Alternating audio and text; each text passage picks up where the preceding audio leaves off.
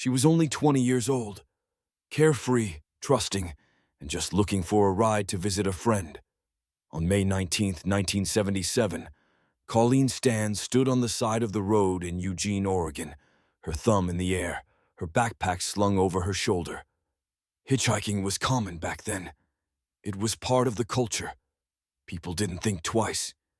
And when a blue Dodge Colt pulled over, with a young couple inside and a baby in the back seat, Colleen felt a sense of relief. It felt safe, but within hours that sense of safety would shatter. The couple, Cameron and Janice Hooker, didn't look threatening. They smiled, they chatted, they asked her friendly questions. They even stopped at a gas station along the way. Colleen used the restroom. She had the chance to run, but she didn't. And when they got back on the road, everything changed. Cameron took a detour down a dirt path in the woods. He pulled over. Without warning, he placed a homemade wooden box over Colleen's head. Heavy, lined with foam, designed to muffle sound and block out light. She couldn't see. She couldn't breathe. She couldn't scream. She had just entered a nightmare that would last 7 years. They brought her to their home in Red Bluff, California. A quiet place, in a quiet neighborhood. From the outside, no one would suspect a thing. Inside, Cameron had prepared something horrifying. Under his and Janice's bed, he built a coffin-like box, just large enough for a person to lie in. That was Colleen's new home. The box became her world. At first, she was kept there for nearly 23 hours a day. She was only let out to be tortured, tested, or trained. Cameron didn't just want a prisoner. He wanted a slave. He had dark fantasies, fueled by violent pornography and control, and he wanted to make them real. He told Colleen that she was now owned by a powerful organization called the Company. He said they were watching her, that they monitored her every move. If she disobeyed, if she tried to escape, or even spoke without permission, they would kill her. Or worse, they would kill her family. Colleen believed him. Over time, she was allowed out of the box for longer periods.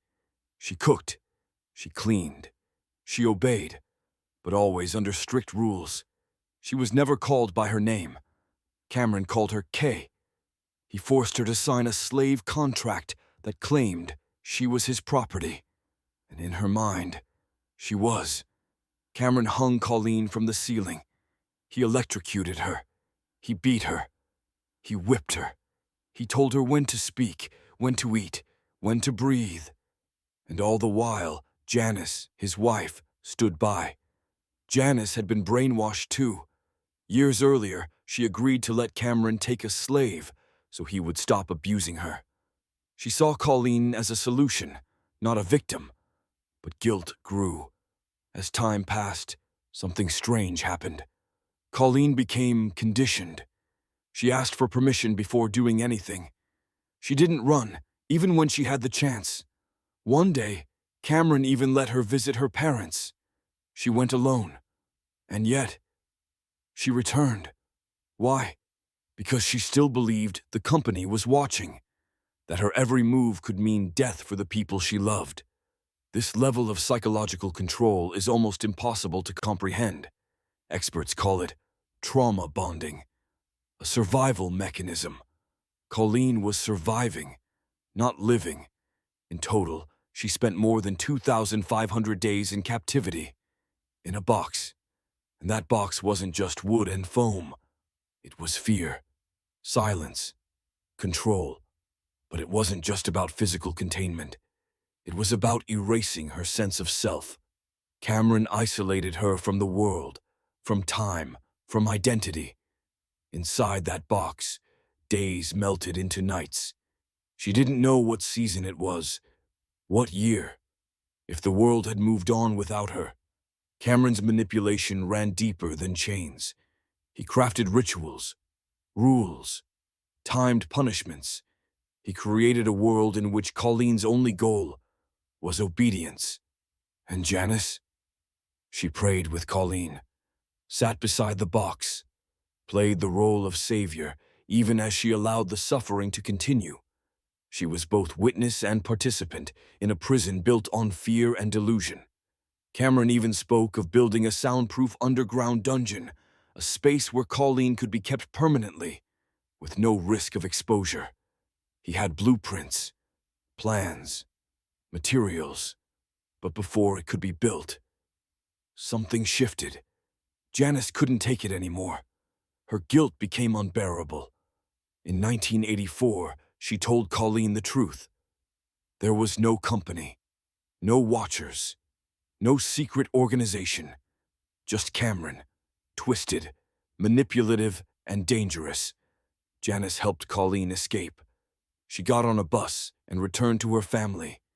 No police, no screaming, just quiet freedom. But the story wasn't over. Months later, Janice turned Cameron in. She testified against him in court in exchange for immunity. The evidence was overwhelming. Diaries, devices, Colleen's own words. Cameron Hooker was convicted of kidnapping and sexual assault. He was sentenced to 104 years in prison. To this day, he remains behind bars, though he has applied for parole. As for Colleen, she rebuilt her life. She went to college. She found faith. She worked with women in crisis. She tried to find peace, but the trauma never truly left her. The silence, the darkness, the box. It's hard to imagine how someone can endure that level of fear and survive. And yet, she did. Colleen Stan's story is one of the most disturbing and remarkable cases of survival ever documented. And it all started with a simple ride. But what happens after the escape? When the body is free, but the mind is still in chains? For Colleen, the trauma didn't end when she stepped off that bus. Freedom was overwhelming. Even simple choices, like what to wear, what to eat, or when to speak, felt foreign. She had lived in silence and submission for so long that independence became terrifying. She struggled with flashbacks, nightmares, and deep emotional scars. Crowded rooms made her panic. Small spaces triggered her. And for years she lived with the question, why didn't I run? She was judged by strangers who didn't understand trauma, by people who couldn't comprehend how belief can be more powerful than bars. And yet, she kept going. Colleen spoke with therapists. She wrote. She found faith. And she dedicated part of her life to helping others. She never tried to profit from her story. She never sought revenge. She just wanted peace. But the world around her never forgot. Her case appeared in documentaries, books, podcasts, and news specials. It became one of the most studied examples of psychological captivity in modern history. Students of criminology, law, and psychology still examine it today. It changed public perception. It made people question the hidden horrors happening behind closed doors. And it sparked conversations about how victims are treated, not just by their abusers, but by the system, by the press, and by us. Because Colleen wasn't alone. There were others. There still are. Her story helped give voice to those who couldn't speak. It showed the world that survival is not weakness, that obedience isn't consent, and that sometimes staying alive means surrendering everything else, even your name, even your sense of time, even your hope. And yet, she endured. She adapted. She reclaimed her life. That is strength. That is survival. And that is what makes Colleen Stan's story unforgettable. Her words, her strength, and her silence in the box for all those years speak louder than anything her captor ever said. But even after the trial, after the verdict, after the cell door closed behind Cameron Hooker, the questions remained. How does something like this happen? How does a young woman lose 7 years of her life, hidden in plain sight, without anyone noticing? It forced experts, psychologists, and investigators to reevaluate everything they thought they knew about control, trauma, and survival. Colleen Stan wasn't weak. She wasn't naive. She was a human being subjected to a system of fear so intense that it overrode instinct itself. It wasn't the chains that kept her there. It was belief. And that belief was more powerful than any lock. In the years that followed, her story became part of criminology textbooks, a case study, a cautionary tale. It changed the way law enforcement viewed long-term captivity. It changed how the public talked about trauma. It gave language to something previously unspoken, psychological imprisonment. And it taught us that victims don't always scream. They don't always run. Sometimes, they're too afraid to even whisper. Colleen's case also cast a spotlight on the role of enablers. Janice Hooker wasn't behind the box, but she knew. She helped. She stayed. The court may have granted her immunity, but the court of public opinion never did. To this day, people debate, was she a victim too, or was she a second captor? But perhaps the most haunting part of this story is this. If Janice had never broken, Colleen might still be there, trapped in silence, lost in darkness, forgotten by the world. It was a single confession that set her free, and a single lie that nearly erased her existence. In a world filled with true crime, this story stands out. Not because of the brutality, not even because of the length, but because it challenges our assumptions.